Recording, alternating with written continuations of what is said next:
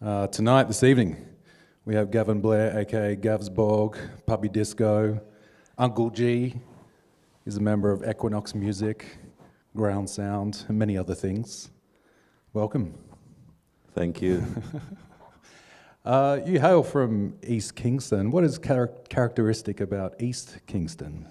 Kingston is Kingston, you know. It's east, west, south, north. It's just the same vibe. But for me, one of my favorite music producers come from East Kingston, which is Dave Kelly from the Extra Large label. So I have like that kind of like hometown hero vibes going on. Okay. Yeah. So it just needs to be noted just for him? Yeah. Did you grow up in a musical home? I think we all do in Jamaica, you know, you can't really escape that. You know, none of my parents are professional musicians or anything, but music is just everywhere. So, yes. And like what age did you start finding your own musical language? So I grew up as a Jehovah's Witness, and I used to go to Kingdom Hall, which is where Jehovah's Witnesses meet, and every Sunday there was a guy like playing music beside the Kingdom Hall, and I just couldn't like resist, like just like I must have been about 13, and you know, like you're hearing music all along, but you like there's a certain point where it just like clicks different. And it was like one Sunday in Kingdom Hall that it just clicked different. And from that, I just went outside and not much in the Kingdom Hall anymore. I just went outside and checked this man's sound. And yeah, it was great. And from that, I've never looked back. Like what was the sound? Do you have any recollection more specific Yeah, it than was playing just typical Jamaican music, digital electronic music, if you may. Some people call it dancehall, some people call it reggae. He was just playing everything. Like in Jamaica, we aren't necessarily like so strict with one sound. People just enjoy all Jamaican music, right? And that goes across ages as well. So the guy was just playing everything, but that was the first time that it clicked to me. The one thing that's amazing about your music is just how biographical it is. And last year, pretty sure if I haven't lost time, you dropped the Uncle G project, which is just an MC project about studio life. And there is this song, Hypervigilant, where you talk about being 17 and being in the studio, and there's certain gatekeepers that are making it hard on you, but then there's other people, and the roll call is kind of amazing. It's like Gussie Clark, Steely from Steely and Clevey, Sly from Sly and Robbie. Yeah, like how did you become in the presence of these people from 13 to 17? Kingston is a place where you're not going to just be at home on a device and you know get into anything. You really have to get out there and get personal. And I would just like I'd stopped going to school. I wasn't like expelled, but they just didn't take me back. It's a pretty good story. What did you do? I was tagging my name all over the school, but I was tagging my government name, so it was like pretty obvious it was me. So they were like, you know what, like we're not gonna kick you out, but yeah, just like yeah, just don't come back. Yes, I was on the road, you know, and just loving music, and it was just like the perfect age and, you know, perfect amount of free time to just try to meet people, because it's a city extremely small, right? Maybe like, I would say at the time maybe less than 1 million people, you know, and maybe like 500,000 people is in music, you know what I mean? Like everybody in Kingston is in music at you know, in some kind of shape or form. So there's not many places where people are gonna be, you know. It's like you wanna see Sly Dunbar, you just go to Music Works Studio. You wanna see Steely, you just go to this headquarters where this Rastafari group met. And it was like quite easy. It's like, these people to the world, they're like giants and all of that. But in Kingston, to a youth like me, it's just like, yeah, just go walk up to HQ and link Steely. And it was really beautiful linking Steely because at that time I was like, just trying to like find who I was, even like spiritually and stuff. And Rastafari was something that I connected to a lot. So I think on the day when I met Steely, I wasn't really going to him. I was just like on the road, just like looking for something, and I went to HQ, and as soon as I got there, these like elders, which is like older Rastafari people, just like served me a plate of food, like no questions asked, just hot. I was like, did you just cook this for me? Like, you know what I mean? And then he was just like, by the way, there's Steely in the studio. And I was like, Steely's in the studio? Like, are you serious? And I go in the studio and he's there. And he's like super arrogant. Rest in peace, Steely. He's passed away about 14 years now. But he's like super arrogant, but in like a really sweet way. He's like, yeah, like he's around the keyboard. He's like, yeah, me play the baddest keyboard. And I'm like, okay, like, but he's like showing you everything that he's doing, and it's not the norm that, somebody with this kind of status, you're talking about somebody that him and Clevie pretty much like made the golden era of reggae and dancehall. Like every single like charting tune in the 80s, that it has come across them, and the 90s as well. And Steely's a member of the Roots Radix Roots as well, Radix, which is like Roots Radix also had credits on just about anything. Yeah. You pick up any reggae tune and the name is there. And he was just there, just like showing me everything, like in a very like really quick way, like showing me how to use like envelopes on the synth and this type of thing. Stuff that I didn't know existed. But like really arrogantly, like, I don't know, like a sweet, arrogant uncle kind of character. And it was good vibes, So it's not unusual to just have a random 17-year-old hanging out in the studio? No, because that's the age when he would have started, so he can sit there and connect with that, so he's like, oh, a youth like me, you just have to be like a little bit brave, because it's a bit like intimidating, to a 17-year-old kid being in the presence of one of Jamaica's finest, most talented, most celebrated musicians. And I just stepped to him, and he was like, oh, you stepped to me, well, well, come learn then. But not everyone was as open as him? Nah. Not everybody is not as open as him. Yeah, I got locked out of a lot of studios. I got chased from a lot of studios. And it was really difficult because a lot of the places, I had to walk to it. And Jamaica is not a place that is known for walkability. Everybody drives everywhere. And if you walk in, people kind of think that, like something is wrong. Like people are stopping and they're like, oh, like, do you need a ride? Like, are you okay? Like, so I would walk really long distances to meet these people, and it would be quite disheartening when they would like shut me away. But the beauty of that was that I did go away, but like I went away and like learned my own thing, which was, I think, was the bigger lesson there. Are you going to these studios to present your music or to just observe and learn? What was the intention? Oh, always presenting. Like, I used to have a hard drive, but I couldn't afford.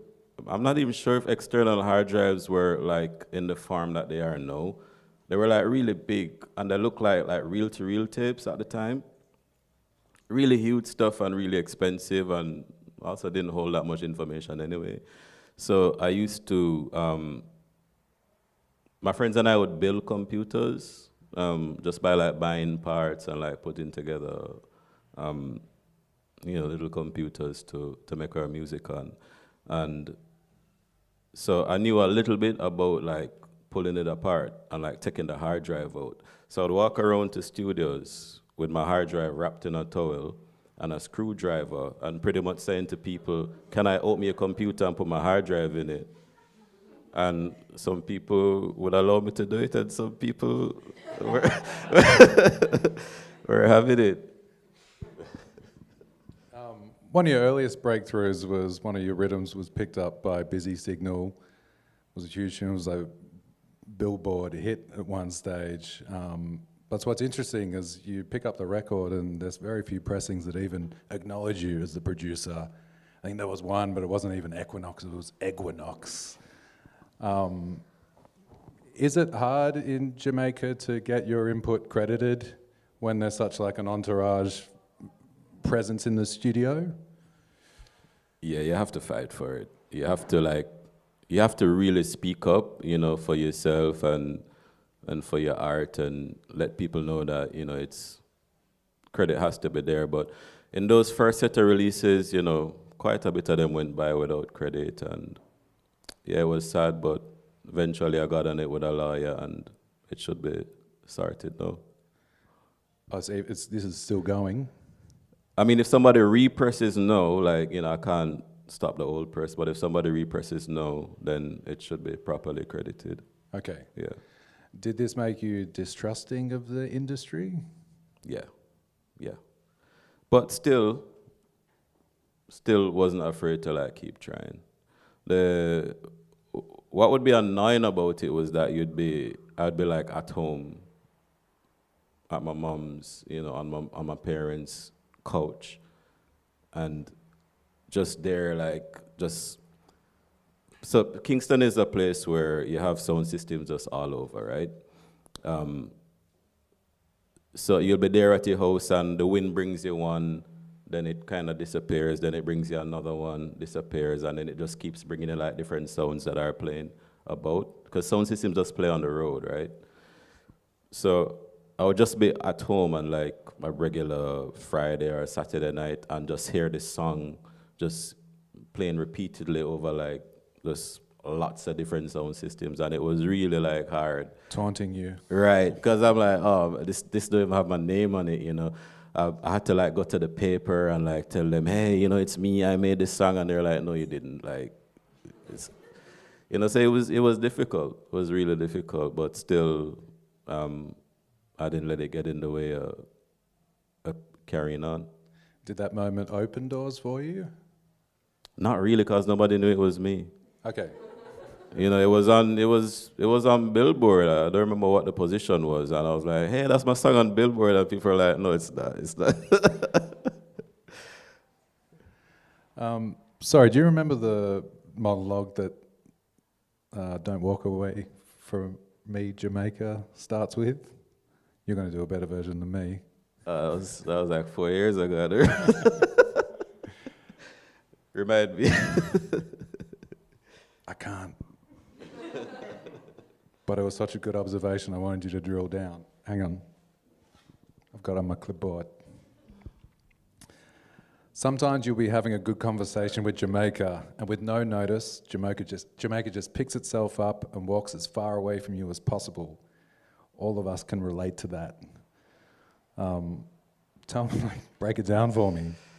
That's it. That's just Jamaica. It just comes and goes as it wishes, without notice, and that's what makes it so interesting, because sometimes you're there and you feel you have it, and it just goes, and then just at any point in time it comes back, and that could be anything, that could be,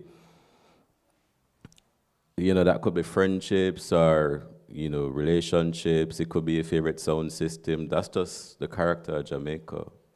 That's just how it works there, just in and out, just as it feels. With that taste of Billboard success, did you have commercial aspirations? Definitely when I hear the Equiknoxx stuff, it definitely went a completely opposite way, but as a 17-year-old, is that what you wanted? That's what we all think that we wanted, right? Because that's the only thing that we knew. There was no... In Jamaica, we don't really have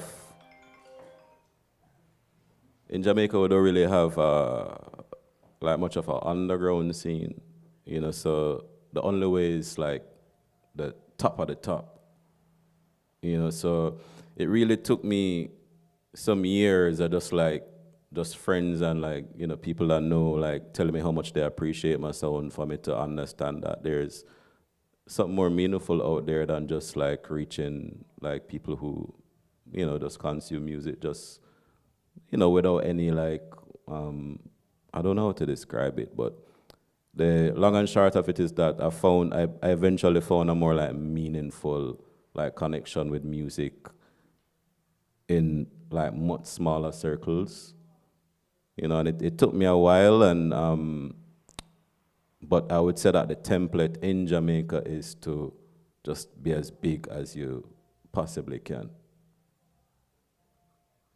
How did the Equiknoxx crew come together?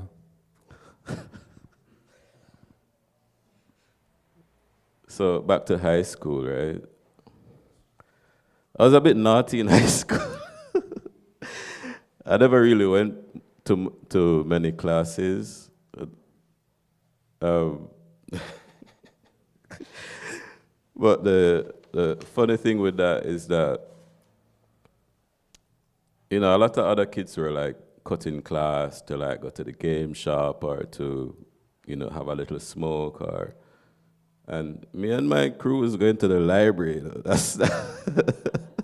That's where we were cutting class, at the school library. And we were, believe it or not, in there reading books.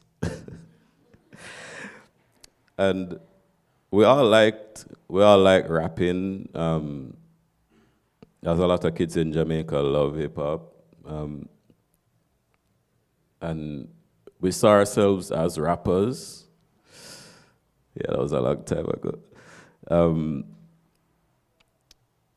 And we wanted a name, so like one day in the library, we were just like looking through this encyclopedia and we came across the word Equiknoxx, and we were like, oh, cool word. And whoever was present, I think it was like 5 of us, and we're like, yeah, we're Equiknoxx. And that's how it started. And these 5 people are still involved? No. Okay. Like right after we left high school, most of them just kind of moved on. Still like remain friends, but like moved on and, you know, went to college or got real jobs, or, you know, that kind of, yeah. What is the full lineup of members? Right now, Shani Marie, Nick Dean, Time Co, Chemical, Gavsborg. So quite a few people have come and gone? Yeah. Okay. Yeah. But it has been this way for more or less 10 years now. Yeah. How does the collective function? Like, how do you divide responsibility, decision making? Like somebody starts it and somebody finishes it. That's just the vibe. Okay. That's it. Like whoever starts It's quite it. fluid. Yeah, whoever starts it, you know, and then we know that somebody has to finish it. That's just how we roll. And we're always working, so somebody's always starting something. That's the vibe. And if you are touring internationally or playing a show, like how many people have to constitute an Equiknoxx night rather than Gavsborg and Time Cow, for instance? Ideally, you know, it would be great that everybody was there at one time, but it doesn't always work like that because like people in the group have like other schedules and, you know, other responsibilities. So what normally happens is that Shanique, Marie, Time Co, and I do the touring. Okay. Yeah. Like it, does a collective always operate smoothly? Oh no, we we have our moments when, you know, things aren't so smooth, but yeah, we generally try to figure it out, and we generally know that there is something great here that we, you know, should just stick together and make it happen. Yeah, I feel like the collective mentality is not fit for the egocentric, the inflexible, the non-compromising. Is that the kind of people you all are together? I think as a baseline, we all really like each other. So naturally, these things come into play, but yeah, after a few days, they normally go away. Okay. Yeah. I feel like I'm outing you for this. But in Australia, there was a Pepsi Max commercial Oh God. quite a few years ago that Equiknoxx was actually licensed for, and it's what is it? The Pepsi Max challenge. There's like a Morpheus kind of character who's got, you know, do you want the green pill or red pill or whatever? And the person chooses the Pepsi Max, and then the track drops. It's kind of a very inoffensive use. You almost wouldn't know it is Equiknoxx unless you were a fan. Was that quite a compromising decision to make? What was the thought process there So in agreeing to it? So in terms of advertising and stuff like that, because I did this whole thing in high school where I was like tagging the whole school and got kind of kicked out, I didn't get to go to college until like much later on. And by the time I was ready to go to college, like the fees were like really expensive, but I really wanted to go, you know. So I linked with this advertising agency in Kingston and pretty much just did jobs for them, just like whatever they wanted. And it was always like kind of cool stuff. You know, I got to like bring like people from a community in and like local, I don't know if anybody knows what patties are, but it's like Jamaican patties. They're kind of like empanadas, right? So like companies that would make these little patties would do like ads for them, and I would get to like bring in somebody who wouldn't normally be doing a patty ad to work on this thing with me. So I have a soft spot for this type of for this particular aspect in music, because pretty much I had to like do this work to pay the fees for the college. So yeah, so when stuff like that comes up, it's like sentimental, if you may. In relation to Collective, was everyone on the same page What you mean? in approving that license? Is everyone That one in particular? Yeah. Yeah. Everybody was cool with it. Cool. Yeah. But, you know, things might come up that everybody isn't cool with, or things might come up that, you know, some people are extremely excited about, and I'm like,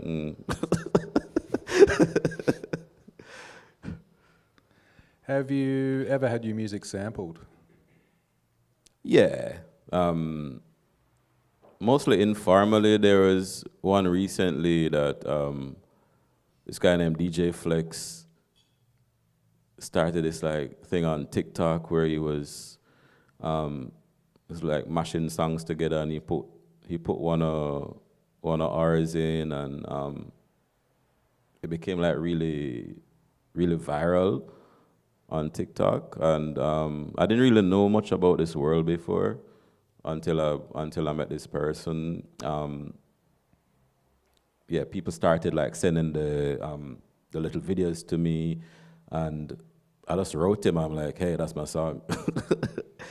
And yeah, he was quite receptive. You know, he did the right thing. I hooked him up with my publisher, and we cleared it immediately. And now I'm a writer on this kind of TikTok challenge. It's called Put You Back in It. Okay. When you finally got to school, what did you study? Land economy and valuation surveying. Did you work in that field afterwards? I did, yeah. I did work as a valuer. I didn't work as a valuer for a long time because I was working at a real estate company while going to school. So I was working in real estate for a while, almost 10 years, right? And at that office, I was just kind of doing anything in the admin of real estate work. And then, like somewhere in the kind of like halfway mark, I finally finished my bachelor's in the same study. And to the end of it, I started working as a property valuer. At what stage were you able to withdraw from that profession and focus on music entirely?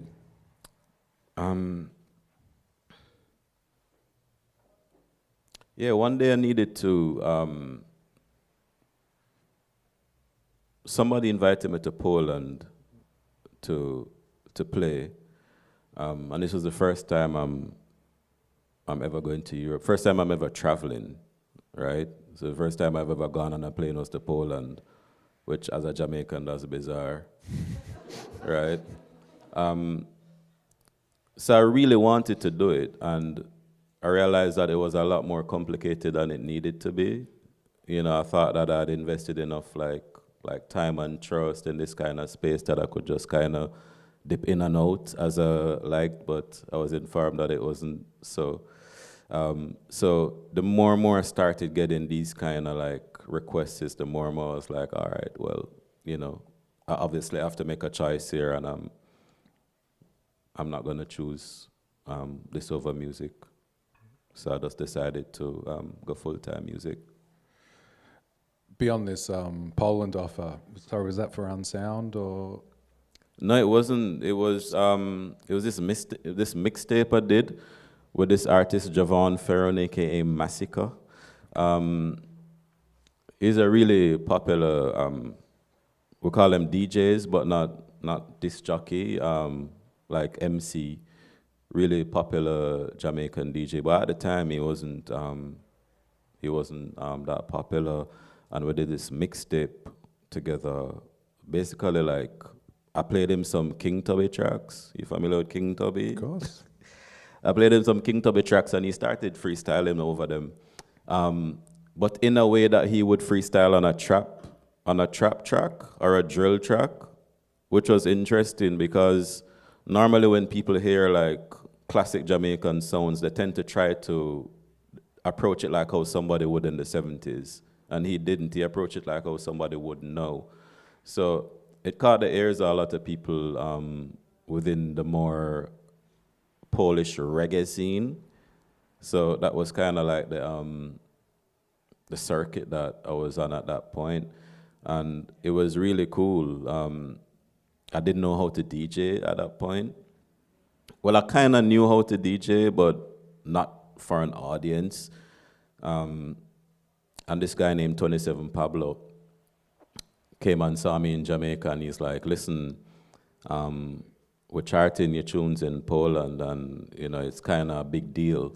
And he and his friends actually started a space similar to here, where there was a bar and stuff, and they call it Equiknoxx, and they were like, yeah, you know, we started this business and we named it after you, and yeah, you need to come to Warsaw because it's kind of serious. I'm like, Warsaw? Like, where's Warsaw? The only thing I know about Warsaw is this book that we read in high school called The Silver Sword, and I've never thought about this place outside of that. And here's this guy telling me, like, I need to come to Warsaw. No. I'm like, what? So I'm like, what am I going to do there? He's like, yeah, you're going to play the tracks, and he's going to sing. I'm like, oh, play the tracks, like, as a DJ? He's like, yeah. And I'm like, but I don't know how to DJ. He's like, I'll show you. And we're even staying at a hotel. I think we're staying at somebody's apartment or something. And just like a night or two before the gig, he like taught me how to DJ. And I went in front of that crowd and I DJ'd. You've done a bit of work since, though.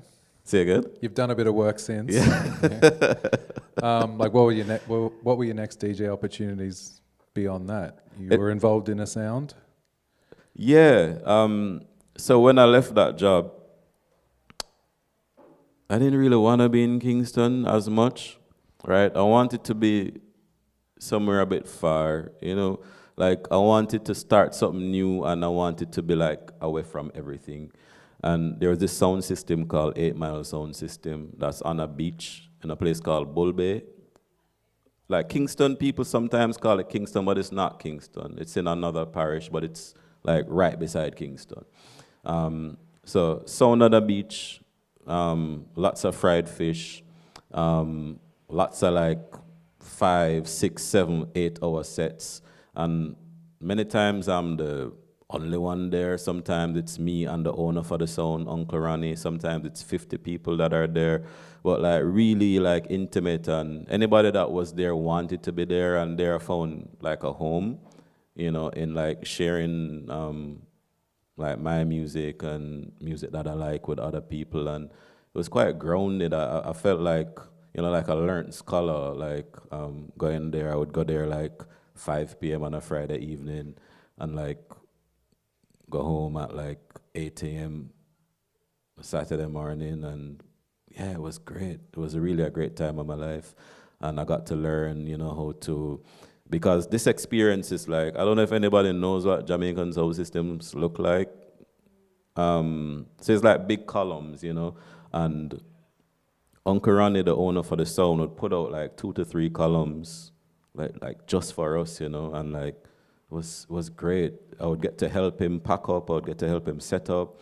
You know, I would learn a bit of like the technology and like the making of the boxes, because he makes the boxes himself, and he makes them like really special, where he takes like driftwood, you know, because he's right by the water. He just takes driftwood and then burns it and then cools it in the water, then smooths it down, then paints it up, and it's really beautiful how he does it, and I feel really blessed to be to have had that, you know, experience. I hold it in my heart. So yeah, I was playing on that sound for maybe about a year and a half.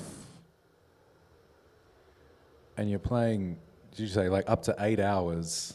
Yeah, because he would just be like, play, play, play, play, you know.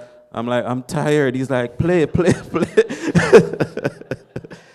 So it And you're not even playing your own records. no, I could be playing anything, and sometimes he's like telling me what to play, and like, you know, sometimes it can be annoying, but you know, he's like this older guy, you know, he's been around, you know, for a long time, and there was just like a humility that I took to it, where, you know, there's really not much wrong that he could have done, you know. He would have been like, oh yeah, like the first time I played there, he was like, yeah, you played some shit song last night, you know, but you also played some good songs. I was like, okay, cool. Is that kind of character, you know? So it was really a learning for me. I remember one time, like I went over there and like I didn't have a stand or something. And this was like maybe the second time I'm there. So he doesn't really know my name yet, right? And even though I've established a bit of like a musical name for myself in Kingston already at that point, I wasn't like going over there and saying, you know, hey, you know, I'm this person that did this and that. I just went there. I told him I was in university because I was doing like some extra stuff at the school at the time as well. And yeah, so I was just like a young scholar to him, you know what I mean? And the second time I went there, he said to me when I didn't have the stand, he's like, what's your name? I'm like, my name is Gavin. He's like, good, because I'm going to tell every sound system operator in Kingston never to deal with Gavin, ever. I'm like, what? He's like, yeah, because you're unprepared and unprofessional. And it made me feel like really small. And then he was like, but, you know, there's like a lot of like passion and like, so I don't remember his exact words, but it was like another like kind of weird, like arrogant uncle kind of character again that's come back. So I was like, this person doesn't like me. Like, what's this for a conversation? But yeah, he's like, tomorrow, I remember it was Christmas Day. You know, this man is calling me to come play on Christmas Day. This is like the third time I'm going to meet him now. He's like, tomorrow, he's like, what you eat? I'm like, I'm mostly vegetarian, but I eat fish, you know, so I guess pescatarian. He's like, oh, you're vegetarian. I'm too old to be vegetarian. I was like, what does that even mean? But he's like, I tell you what, I'll fry lots of fish for you tomorrow, and You can come by, and I'll put the sound out, and you can play all day. I want to hear more about you. And it was great. And after that, we became like best friends. And the fish was great too. Sorry, and like playing the Sounds records are not even yours. Are you literally just blind playing? No, for we're playing 7 hours everything. straight? He had a room about this side that's just full with records. Just kind of, records that were produced on my road where I live by the guy that I just thought that works at the environmental agency. Like I'm looking at Uncle Ronnie's connection and seeing that when he was 20, he was a producer. It's kind of that collection where it's like, it only exists in that house, because a lot of those presses were really small, really small runs of records, and not many people have them. So I was blessed to just like have this like wealth. I had a bit of records on my own. I never carried any records over there. I was just always interested in his stuff, and I would play from his stuff, play from my stuff. That was the vibe. With Equiknoxx, you mentioned the Poland thing. Is this pre-Equiknoxx? No. It wasn't pre-Equiknoxx, but this was a project that I worked on with Massacre. So just Massacre and I went over there, and yeah, it was a vibe. But I haven't done a presentation like that since then, because not long after that we started doing like the bird sound power stuff. So the vibe kind of changed from that. Beyond that Poland offer and the tour, like what were the other indications that you were being heard around the world? Not many, because the next year I tried to go back to Poland, and I was like, yeah, I'm gonna get a booking agent now, and it's gonna be great. And I remember I was dealing with this guy, and he like wrote me back, and he was like, nobody wants this act. I'm like, what? I was just there last year. He's like, yeah, nobody wants it here. I'm like, okay, it's funny. So I'd like forgotten about it for a while, like a year or so. And then I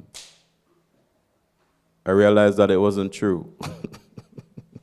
Because I started going back to Poland and other places after that. You've dealt with a lot of rejection in your life. I have, but yeah, this is a part of my path, and I would say that it's not unique to me, as a youth in Jamaica, under-resourced, underprivileged, things are like really small, and yeah, not a lot of people get it, How did you come to connect with Dem Daxter?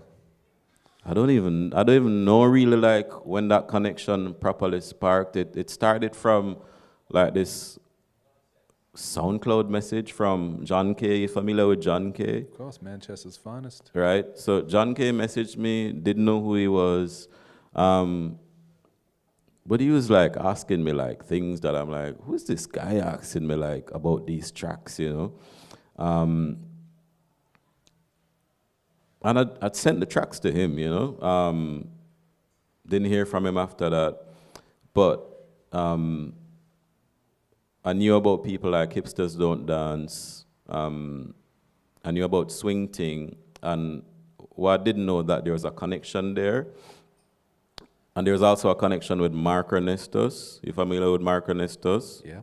All right. So Hipsters Don't Dance, Swing Ting, Mark Ernestos,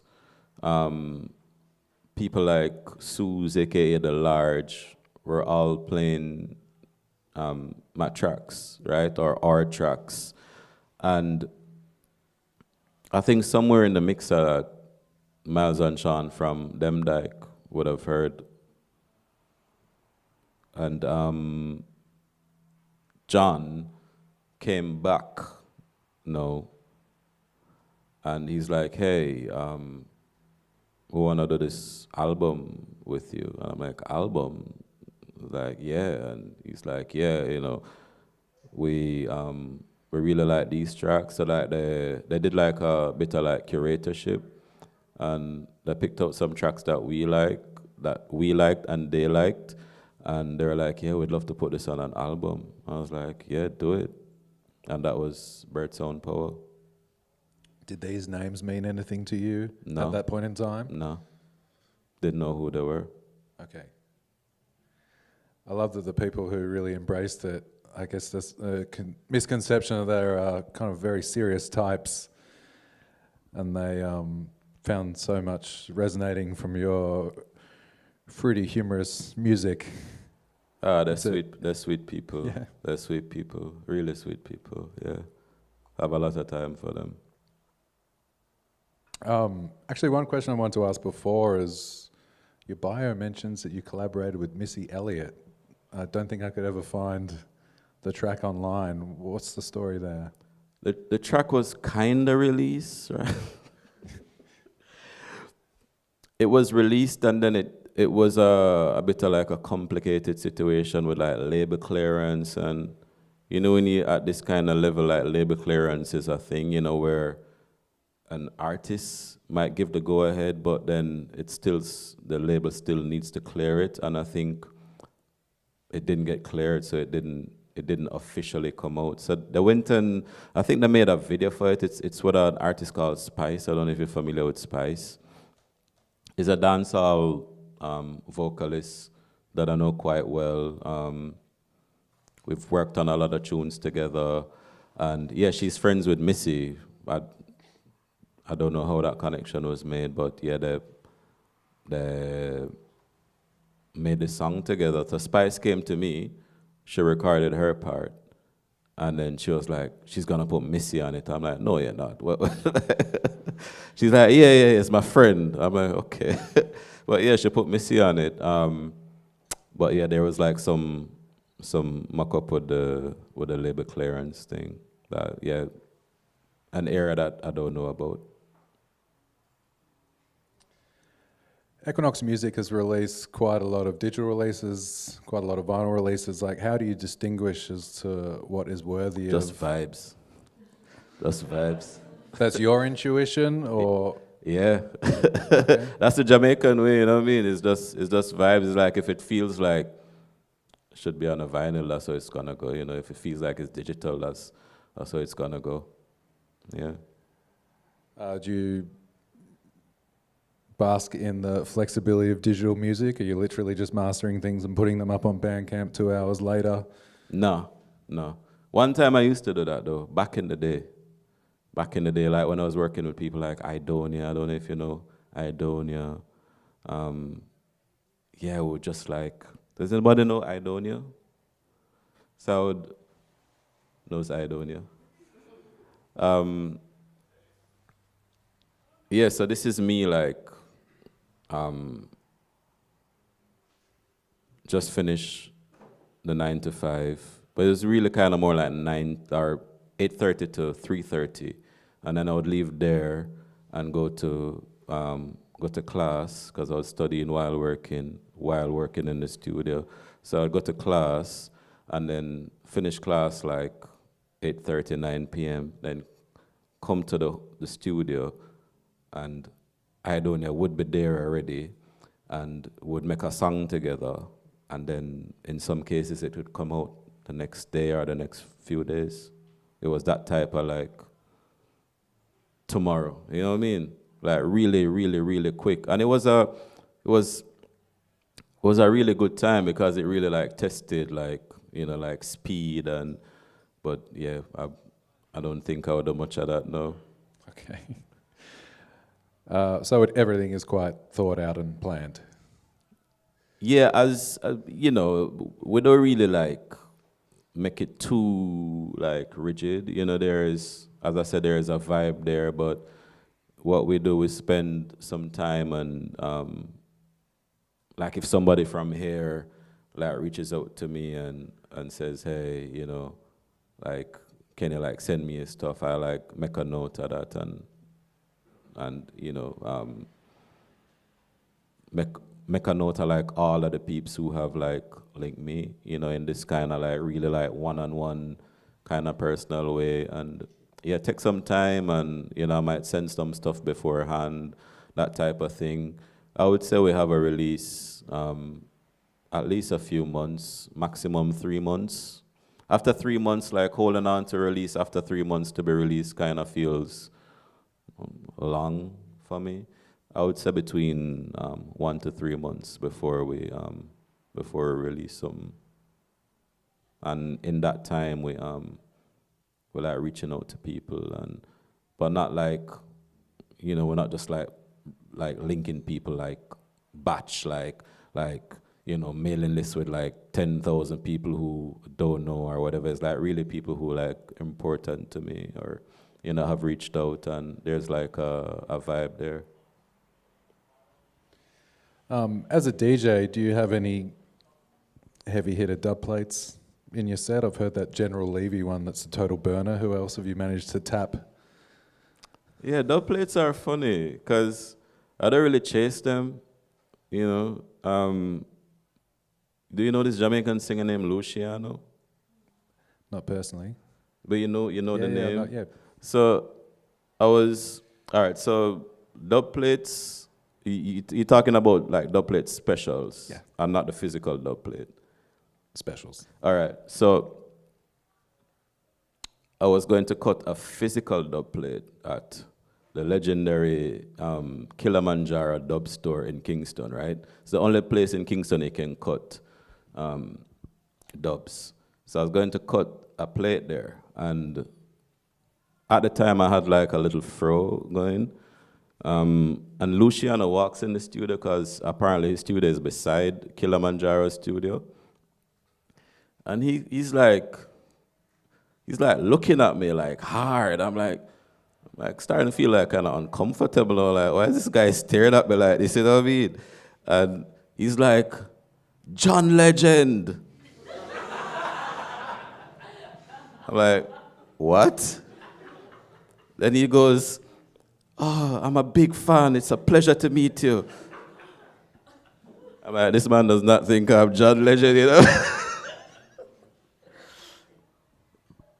He goes, what you want? A dub plate? I'm like, well, yes. And just like that, in real time, he just goes in the booth and just sings me a tune. And the hilarious part is that he sings the tune of his that are connected with the most, because there's this tune called Shake It Up Tonight, where it's like, I don't know, it's like an early 90s, I think, UK, I don't really know the story of this tune, but it sounds like a UK produced tune to me. Because there's a particular sound that is attached to like UK reggae, or UK lovers is what this tune is. And on the cover, so he has like long dreadlocks now, and he's like, like zened up, but at the time he had like this kind of fade thing, this kind of like high top. I don't remember what you call that fade, but it's like, yeah, it's just, he don't look like that anymore. So I got the cassette from a friend of mine when I was like little, and I was like, this is a funny cover. Like, why does Luciano look like this with this fade? You know what I mean? So I always loved the tune from this kind of like sentimental position. And in this run-in with Luciano, when he asked me if I want the dub plate, and I said yes, he just sings that song. I'm like, no way. Like, this is not a song that he sings. It's not a hit song. Like, I've seen some of his shows. It's not in his show lineup. Like, to me, it's just a forgotten tune. You know what I mean? Like, a tune he did when he was like 20 or something, and he just sings this song for me. So like, I'm like, that's crazy. And a lot of the dub plates that I have, like, I've gotten them in this kind of way, just like random. Who else is in there? Enough people, like enough people from the community. You have enough youths in East Kingston who can sing, but, aren't on the radio or, aren't here or there, but, they have like really good, really good vocals, and I voice them, I record them, and whenever I can, I play them, so we're talking about people like Japinks, people like Donna Singleton, just like enough kids from the community. Some of them not so kids anymore, but yeah, just like people from nearby, talented people. Yeah, there's a funny one I played last night from this artist named Demus. Like really incredible voice. His voice sounds like you like threw some hot gravel down his throat or something. Like it's phenomenal. Like this like lower register that he has, and I recorded it on this caliber caliber DNB producer from the UK. There's this really sick tune named Let Me Hold You, and I like chopped it up and put Demus on it, and sounded wicked last night. If you could big up any upcoming new producers from Jamaica or elsewhere, who's on the mind right now? Who should we be listening to? New producers. Like Jamaica is in a funny place right now, because a lot of the vocalists are just like producing their own songs, Like you have this vocalist named Valiant in Jamaica right now that I really enjoy listening to him. I think he's like hilarious. But I never ever know who produces his songs, because I think that a lot of the beats is just like maybe stuff that he's either like picked out off the internet or has maybe made himself. I'm not sure. But you have like people like DJ Mac that's killing it.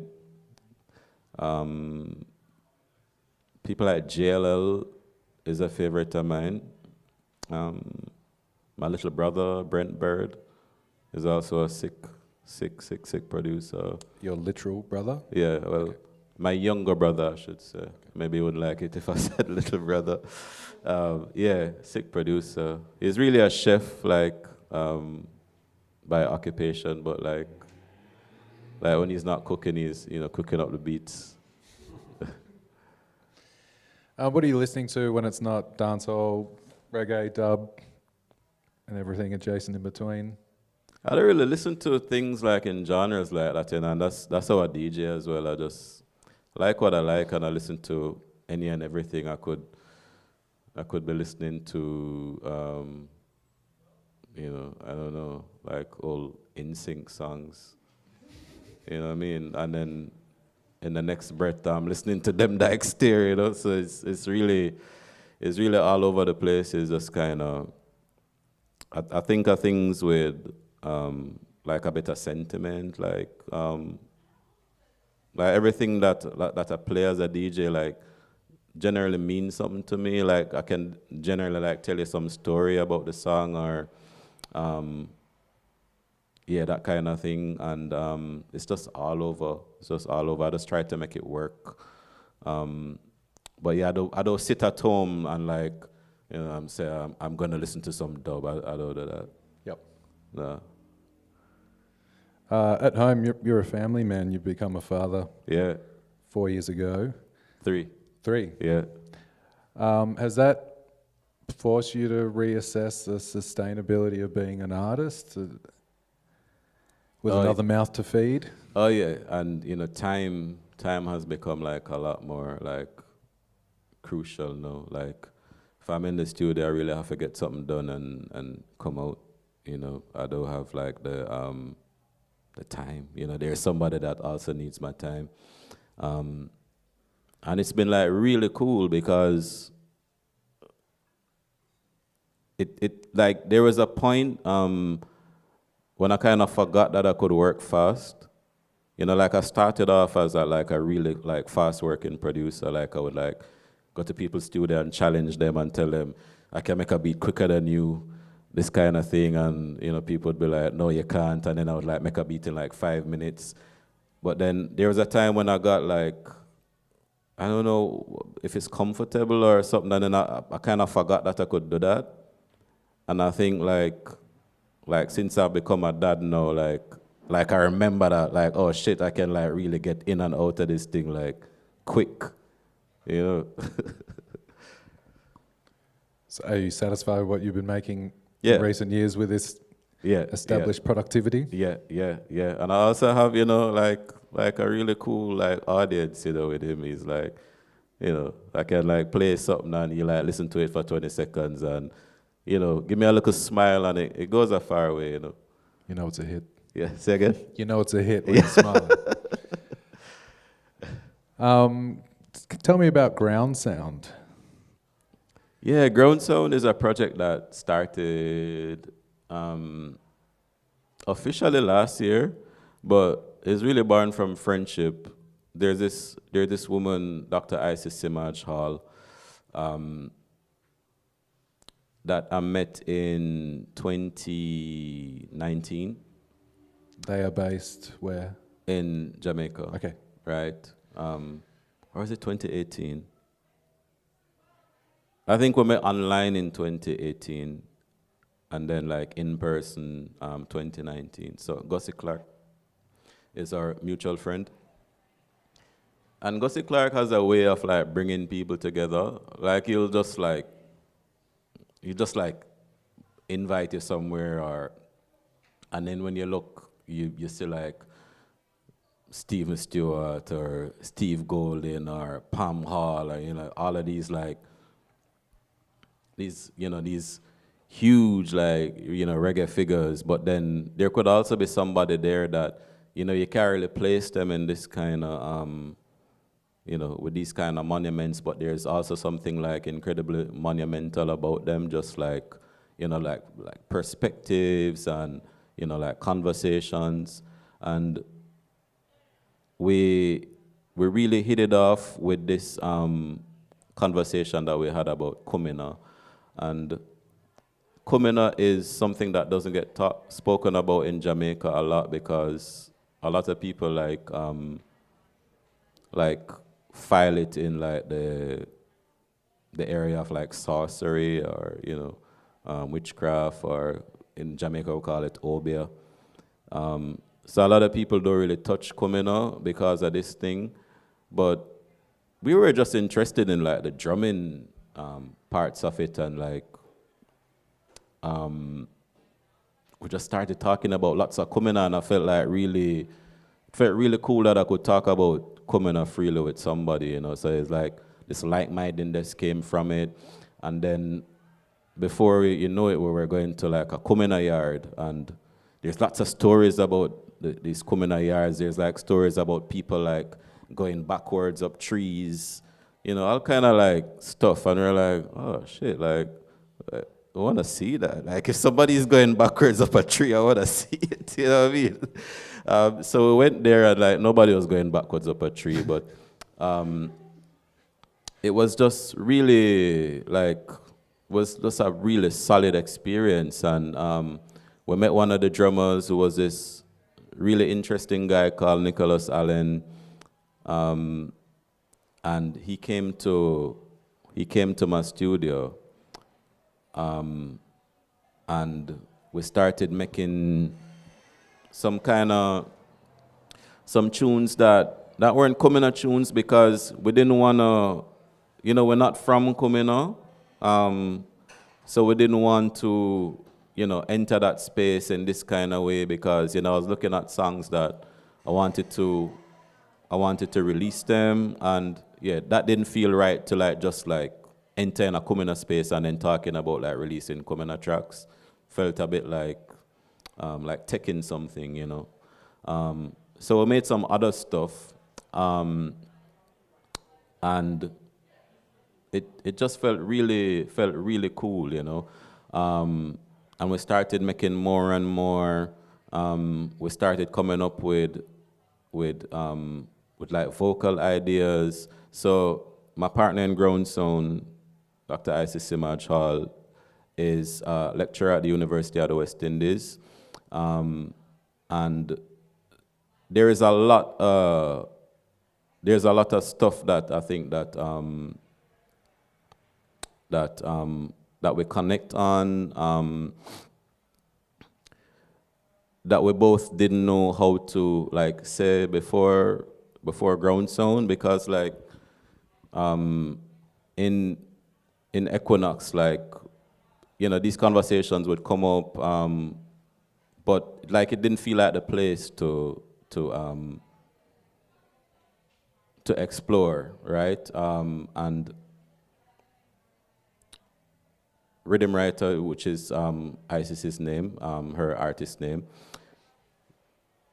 Yeah, we just had this urge to really like dig into this stuff, you know. So we're talking freely about Obia, and we're talking freely about coming, and like all of these ideas just coming and coming and coming and coming and coming, until there was this festival that was being held in Portland, which is the northeast, one of the northeastern parishes in Jamaica, and the organizers for the festival heard that we're up to something, and they invited us there to present it.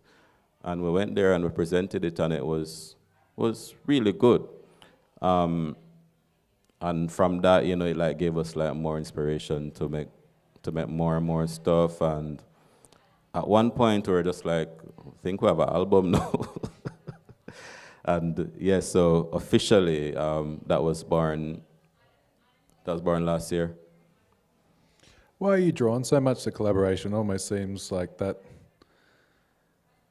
has resulted in more music than solo material. Yeah, I love working with people, you know. I love working with people, and everybody that I work with is people that I like, you know. So it feels like really like community vibes, you know. What's next?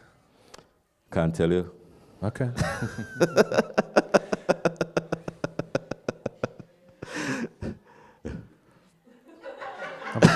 I'm pretty much out of questions right now. Then. You've run me dry. Your productions are so dank, you don't even smoke. Say again? Your productions are so dank, you don't even smoke. I don't smoke, no. How do you get in that mindset? That's just your natural... Yeah, that's just me, you know. Yeah. Has anyone got any questions? Rory? I'll maybe I'll ask one. Around the time of Step Out, the tune, did you get involved in that world outside of that track at the time, like with the other big dancehall names of jargon?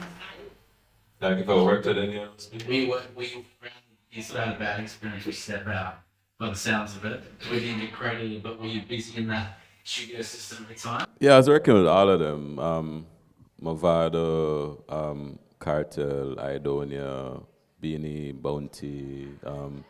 Yeah, we all cross paths in some way, you know. It's really small, and like once you do something, everybody knows about it. Yeah, so it's like, yeah, once you do one, like everybody comes knocking. I remember, you know, Bounty Killer, like he sent a message to me. I didn't really end up working with him in this kind of way, but he sent a message saying that he either wants like the machine who made Step Out to come and work for him, or the person who made the rhythm to come and work for him. I was like, you know, sweet offer,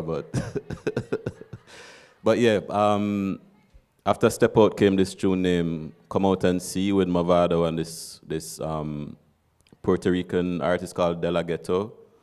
Yeah, they flew into Jamaica and we recorded this tune, and yeah, it was a good vibe. Movado was like the biggest thing at the time, and yeah, it was great. And then from that came Idonia, and once I met Idonia, I knew that this was somebody that I would be working with like for a long time, and we didn't end up working that long, but it felt like a really long time. It was like, for at least 2 years, like every day we were like cooking up something together. Do you ever get tapped by people in the mainstream world to work on stuff outside your circle? Occasionally you hear stuff. Some stuff sticks, some stuff doesn't. I really enjoy just working with people that I like. It don't matter if the mainstream or underground or side stream. Like once I check for what they're doing, and that's really all that matters to me. Side stream, I'm going to use that one.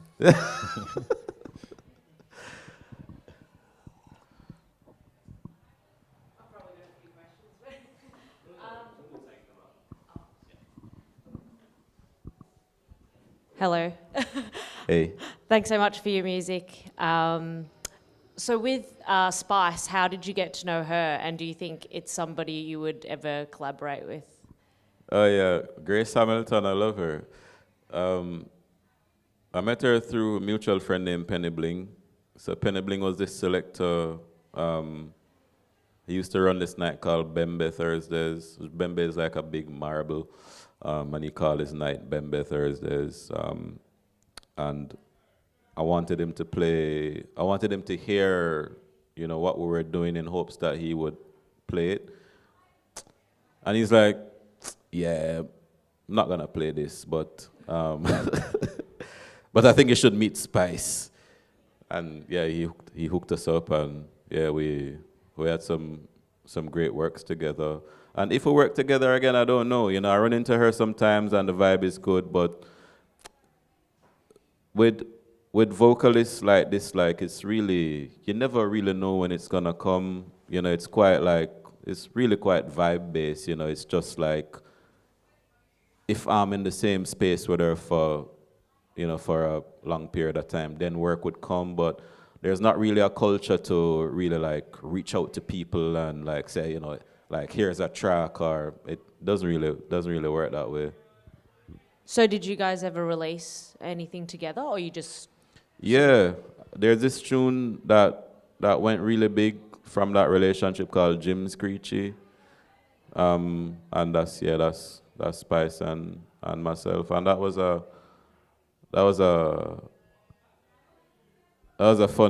funny song. If you listen to the song, it's like it's just her like whispering, and the chorus for it was a chorus that I wrote with my friend Little Joe that passed away, and we had been sharing this chorus with like other people, and like nobody was feeling it, because like vocal writing is also something that I feel really passionate about, and I'm always trying to like share my vocals with people in hope that they would sing it in this period, right? And Spice was one of the people that was receptive to it, so I was really thankful for that.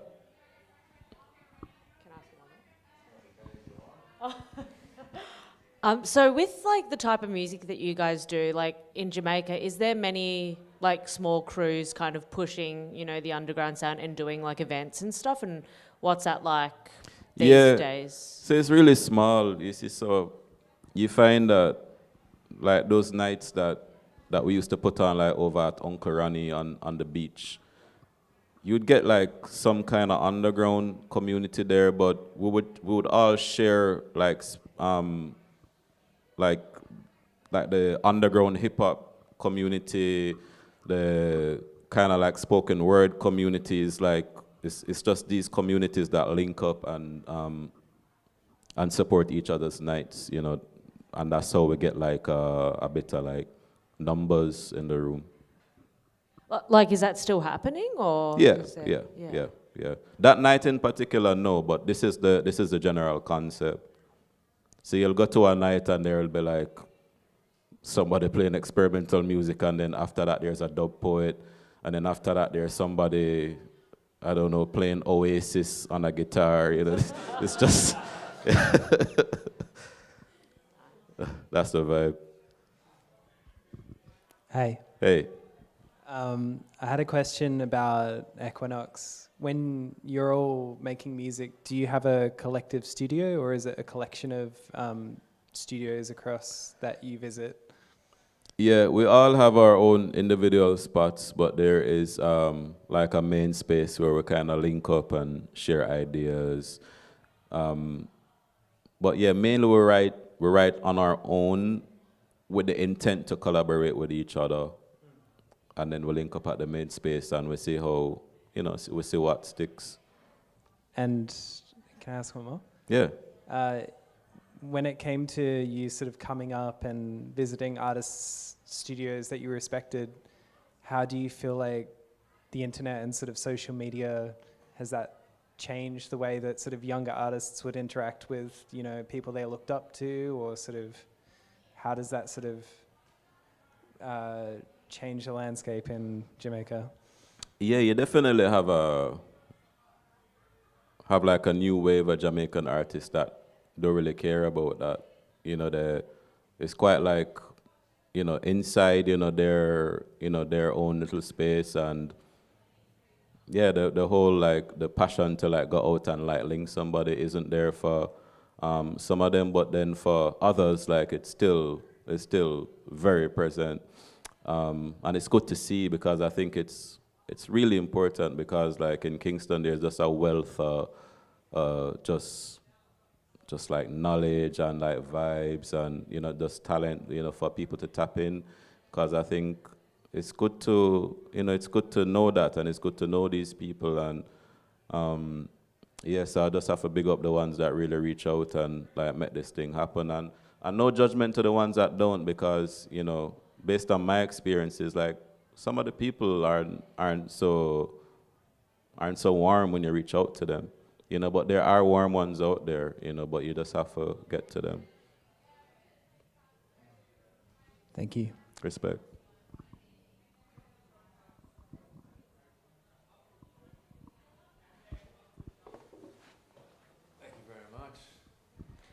Well, Gavin, thanks a lot for your time, and thank you everyone for coming. Thank you. Have a happy Easter. Bless.